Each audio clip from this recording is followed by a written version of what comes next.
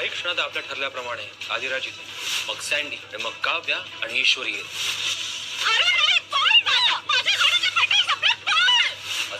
पहिले खूप सगळ्यांसमोर तुमच्याकडे असलेले माझे सगळे पुरावे मी असेच जळून टाकेन. मी तन्वी आहे आणि तन्वीच राहणार.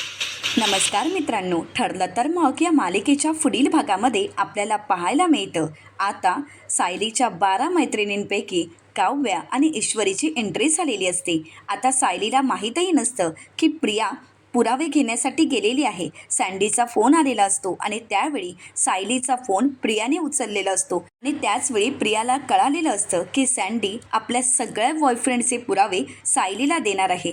आता सँडीलाही माहीत नसतं की ही प्रिया बोलत आहे. सँडीने लोकेशन पाठवलेलं असतं आणि सगळ्या पुराव्यांबद्दल प्रियालाच सांगितलेलं असतं. आता प्रिया हेच पुरावे मिळवण्यासाठी घराबाहेर पडते. तर इकडे सायलीला वाटत असतं की आता सगळे पुरावे मिळणारच आहेत. तर अर्जुन सायलीला म्हणतो आता थोड्या वेळातच प्रियाच्या एक सगळ्या कटकारस्थानांचा उलगडा होणार आहे. थोड्या वेळातच अधिराज, सँडी आणि त्यानंतर ईश्वरी आणि काव्याही येतील. तर इकडे प्रिया सँडीची कॉलर पकडत सँडीला म्हणते, सँडी तू माझ्या विरोधातले पुरावे सायली अर्जुनला देणार आहेस. तर त्याचवेळी तिथे ईश्वरीची एंट्री झालेली असते. ईश्वरी सँडीला म्हणते, सँडी माझ्या गाडीवर बस. असं म्हणत आता ईश्वरी सँडीला घेऊन तिथून पळ काढते आणि प्रिया त्यांच्या मागावर असते. आता ईश्वरी सँडीला घेऊन निघालेली असते. तर त्याचवेळी त्या ठिकाणी काव्या येते. ते सगळे पुरावे पाहते आणि त्यानंतर ईश्वरी आणि सँडी पुन्हा निघणार.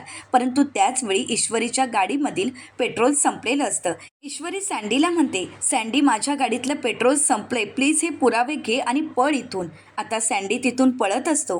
परंतु आता त्याचवेळी प्रिया रिक्षाने सँडीचा पाठलाग करत असते आणि शेवटी प्रियाने सँडीला गाठलेलं असतं. प्रिया सँडीच्या हातातील सर्व पुरावे मिळवते आणि म्हणू लागते, सायली अर्जुन तुम्ही माझ्या विरोधातील पुरावे मिळवताय का? परंतु याला मी कधीच यश येऊ देणार नाही, कारण मी तन्वी आहे आणि माझ्या हाती लागलेले पुरावे आता मी असेच नष्ट करणार आहे. मी तन्वी आहे आणि तन्वीच राहणार.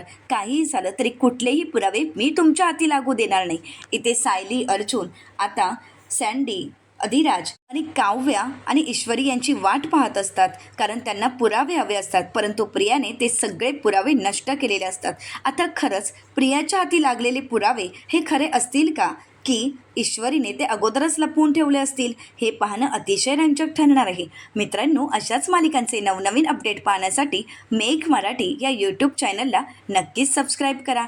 आजचा व्हिडिओ आवडल्यास व्हिडिओला लाईक करा आणि व्हिडिओ पाहिल्याबद्दल तुम्हा सर्वांचे अगदी मनपूर्वक धन्यवाद.